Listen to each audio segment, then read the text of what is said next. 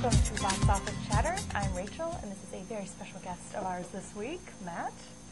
I've got to give a big thank you to him. We went to see Eclipse. This is a special Eclipse show. I am a huge Twilight fan. Some might say I'm biased to this. I don't know why. It's not like this is my pillowcase that I sleep on with the main character. But I wanted another view, someone who maybe wasn't the biggest fan, and it is sometimes considered more of a female series, so I wanted to get a guy's opinion, and he was just wonderful that I coaxed him into seeing this one. So thank you so much for joining me. No problem. Let me give you a little bit of a background on the synopsis of this one.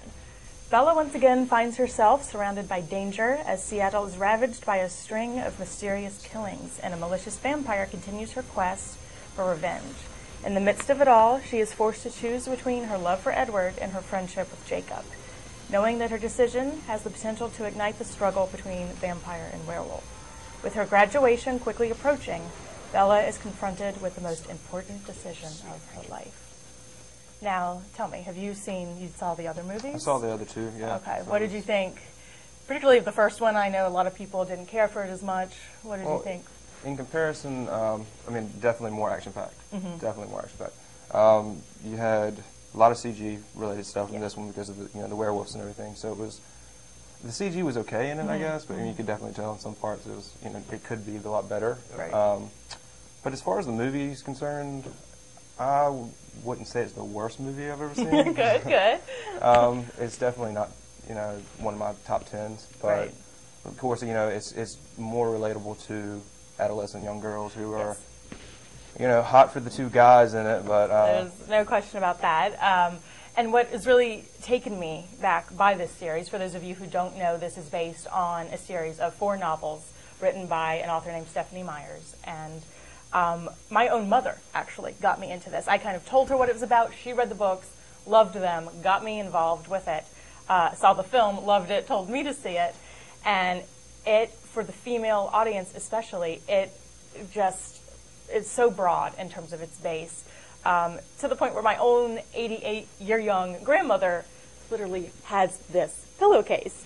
So it does span huge generations, and I think it is about reminding us of our first love and all of those wonderful things. And the big struggle with this is, of course, the main character, Bella, and the books are from her perspective, the movies are from her perspective, and she struggles between a vampire and a werewolf, who are also human, per se, and which one that she will choose and which one she loves more, and they really do settle this in this film, and the next film really will not deal as much with that.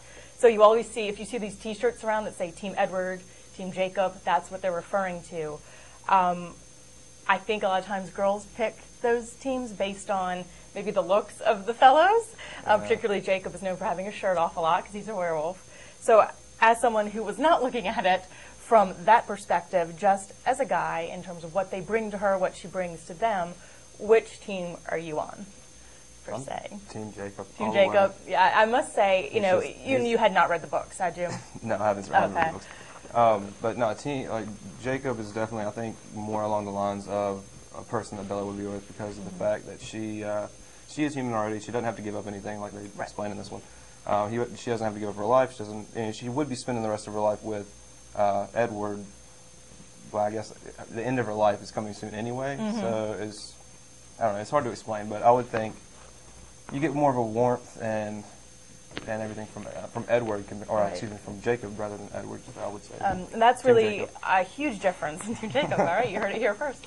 That's a huge difference from the books and the movies. I was all about Edward in the books, and there really is something I like movie Jacob more than I liked book Jacob. In the book, he comes across as more whiny, and really in the movies, and I got to give that to the actor, who's Taylor Lautner. It does just a marvelous job giving you that sympathy that I felt did not come through in the books, and that's also things that they've either left out or adjusted for the screenplay. And I think more men do seem to really relate to him and that underdog, because he really is the underdog in this story. I mean, he's definitely, I think, put forth more effort into a relationship than Edward has. I mean, just because And it just seems like it comes more naturally the way Edward presents himself, Yeah. rather than Jacob, the way he has struggled so much with her Right. in the past. And you've seen him Just grow feel for him. from the first movie on to the third. Literally grow. He Yeah, put on 30 exactly. pounds of muscle in between the films. Exactly. So it's definitely it's just, I would say their relationship in a whole is a lot more in depth than it would be with Edward and Bella. Mm-hmm. And what do you feel? Now, a lot of females out there don't like Kristen Stewart. And I think that's out of jealousy. The actress is really dating the actor who plays Edward, and I think there's a lot of jealousy there. And I think they're just jealous all around. I personally think she's great. I think she does a great job as Bella, as someone not as invested in their room. As a whiny little girl throughout all of these movies. That's true. Do you think she's worth fighting these wars over? No, and when you really look at it, it's like, wow, she's not Helen of Troy here. So exactly, she's average at best, in Right, my opinion. right. So you've got these two guys that are supposedly way out there with just their looks and everything else, and the way they handle themselves, and you've got this average girl that they're fighting over, and they're causing wars over and all this other stuff. It's not believable in that sense. If it was like Halle Berry or something like that, I could understand. But it's definitely not. It's not. She's not on my even close to my top 10 on that. So. We had a large discussion about that. This is my second time seeing the film, and I went opening weekend with my friend Anna, who is just obsessed with these movies, and particularly Rob Pattinson, the actor who plays Edward. And so she passed on some emails to me talking about what some of her friends thought of Bella and Kristen Stewart in particularly.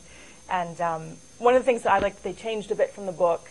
If you've, and I'm sure most of you do, watch other networks where they talk about these films, and a lot of the books and the films have been called anti-feminist because she's choosing literally about a lifestyle that's so different based on men.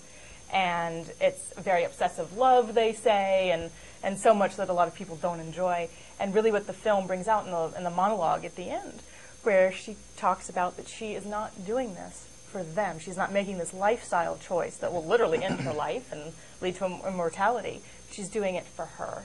And I think that was a great message for young girls who do love this, and women of all ages. And I hope that... It's not all about obsessive love. No, it is not all about... And it does preach abstinence in a way. It does. I mean, a lot of people have said Stephanie Meyers, that she's Mormon, and so people thought that this is what all of this was about, was abstinence. But I think in this movie that comes into play a little bit more. Definitely. I mean, especially that one part. I'm not going to spoil it for everyone, but there's a part in the movie where she's throwing herself at Edward, and the whole situation cools down quickly. So I definitely understand what they're talking about as far as absence. I know we were relating that with it, but I think that's a great message for a lot of women, and they can take it in whichever way they want to. Exactly. And your girlfriend, she obviously enjoyed it. This was her second time seeing it with us as well, and she's all about the books. Or in fact, her sister got her turned on to the books, and she's read the books, and she's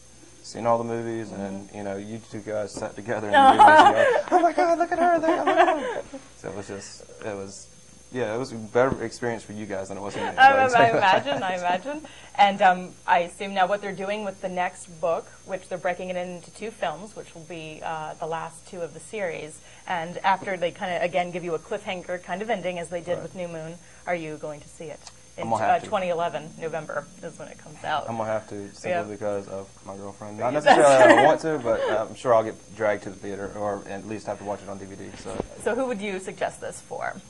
Do you think some of these men that will be dragged to the theater, or when it comes out on DVD? It's not like I didn't completely enjoy.